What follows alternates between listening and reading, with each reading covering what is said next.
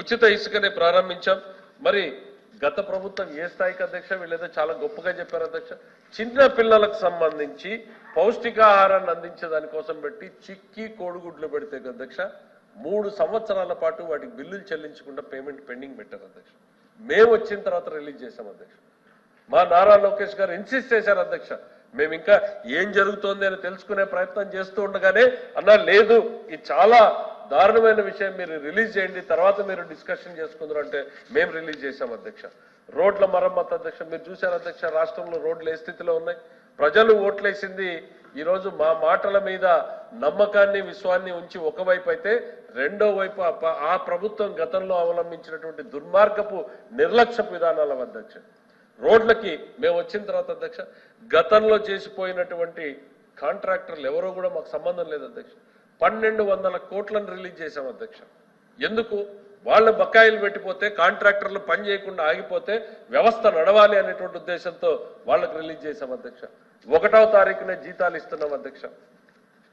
కళ్యాణి గారు మాట్లాడుతూ ఏదో సోషల్ మీడియాలో వచ్చినవన్నీ శాసనసభలో మాట్లాడతారు అధ్యక్ష. ఖచ్చితంగా ప్రతి నెల 1వ తారీఖున పేమెంట్ స్టార్ట్ చేస్తున్నాం. 1, 2 స్పిల్ ఓవర్ కావచ్చు అధ్యక్ష 2వ తారీఖుకి.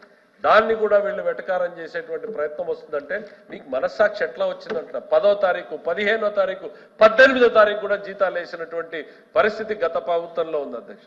మేము వీఆర్ కమిటెడ్, సాధ్యమైనంత మేరకు దానికి స్టిక్ ఆన్ కావాలి అని ఒక గైడ్ లైన్స్ పెట్టుకుని మేము పనిచేసుకుంటూ వెళ్తున్నాం అధ్యక్ష. మరి అట్లానే విభజన హామీల్ని అమలు చేసే దిశగా కేంద్రంతో మాకున్నటువంటి సాన్నిహిత్యాన్ని బట్టి ఈరోజు అమరావతికి 15,000 కోట్ల రూపాయలు తీసుకొచ్చాం అధ్యక్ష. అమరావతికి 12,500 కోట్ల రూపాయలని తీసుకురావడం జరిగింది అధ్యక్ష. దీంతో పాటు కర్నూలు జిల్లా ఓర్వకల్లు, కడపలోని కొప్పర్తి పారిశ్రామిక వాడలకు 25,000 కోట్ల రూపాయల పెట్టుబడులు అధ్యక్ష. దాదాపు 75,000 నుంచి 1,00,000 మందికి ఉద్యోగాల్ని కల్పించేటువంటి ప్రాజెక్టులకు ఆమోదం కల్పించడం జరిగింది అధ్యక్ష.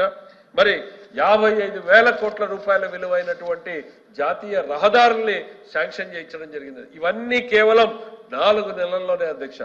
మరో 70,000 కోట్ల రూపాయల విలువైనటువంటి రైల్వే ప్రాజెక్టుని మంజూరు చేయించడం జరిగింది అధ్యక్ష. ప్రకటనలు కాదు అధ్యక్ష. ఇవన్నీ కూడా పనులు ప్రారంభమయ్యే స్టేజ్కి వచ్చాయనేటువంటిది చెప్తున్నాం అధ్యక్ష.